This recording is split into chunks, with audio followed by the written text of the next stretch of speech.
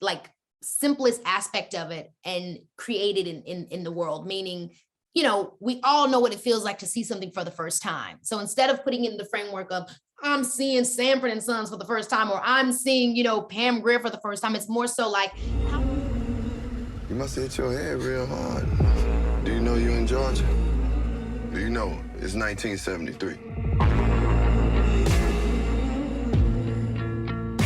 Well, I'm gonna need you to fill this out for me. I don't rap. I can help you.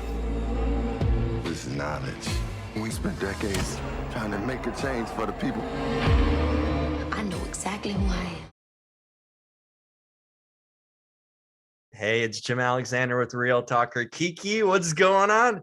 how are you? Hey, I'm coming right straight live from your hometown. Okay. Oh, come on, Illinois. Yeah. Suburbs of Chicago. You know how it is. Oh, yes, I do. Cornfield. Hey, you still consider yourself a Chicagoan? You know how it is. Once you're like a Chicagoan, you're a Chicagoan always, no matter where you live, right? Always, always. I love that you're still representing. And like this was a special moment because I'm like watching you and Common. It's like Chicago's taking place in this movie completely. Yes, literally. Were you guys having conversations about back home? Because I know Common's always like really pro Chicago, always talking about, back here. Yeah, 100% we were. I mean, we're really Chicago to the T, and we were just having those same old down home conversations. I mean, he's so down to earth and such a cool person. I mean, most of the time on set, we were talking about just life and everything like that. And it was a nice break in between some of these, deep subjects. These deep topics, that take over the film. Yeah. When you get that script, I mean, when I saw the twist, I'm like, what in the hell is going on? That was like a Jordan Peele moment. I was watching one of his movies. This was just so interesting and clever how not only like what the setting of the movie changes, but the character goes from completely out of control to later on completely in control of herself. I just saw the changes in this movie swing the opposite way. When you were getting the script initially, what was your kind of take as you're reading along? Did you know where the story's going to go, or you're just kind of reading along like, whoa, this is happening sort of thing? Yeah, this is happening definitely was the vibe. I did not know to expect this. And I didn't know that this was something that really happened. I think it's so easy to think, oh, is this some sci-fi thing? But in reality, right. It's not. It's history.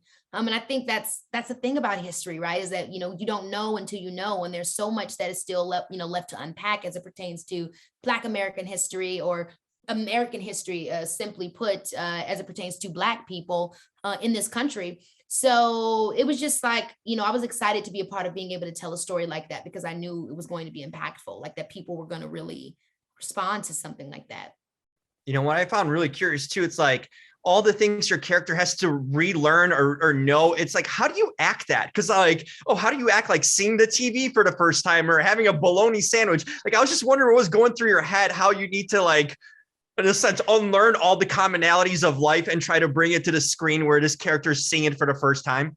Yeah, I tried to attach as much as I could to just you have to always, as in acting, especially when something is heightened a little bit like Alice is, you have to take the most, simplest aspect of it and create it in the world, meaning, we all know what it feels like to see something for the first time. So instead of putting it in the framework of I'm seeing Sanford and Sons for the first time, or I'm seeing, Pam Grier for the first time, it's more so like, how would I exist in this space of just being confused or seeing, being exposed to things for the first time. Like, what is that in its simplest form?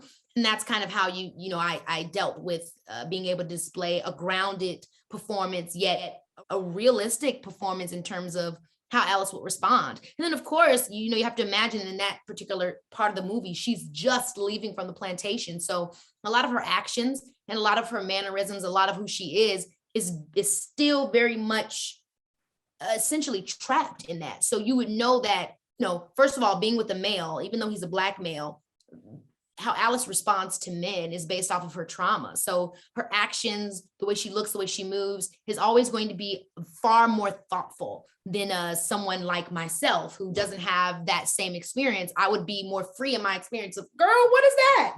Alice wouldn't have that reaction because she existed in a place of oppression, like heavy oppression. So while she's in wonderment and very much so blown away by what she's experiencing, the way that she's expressing it is also going to be coded in kind of her being subdued. Awesome. Hey, I loved you in that performance. I'm a huge fan. Can't wait for more. You got a ton coming this year, and keep on repping Chicago. Thanks so much, bud. Take care. You too. Bye-bye. Bye.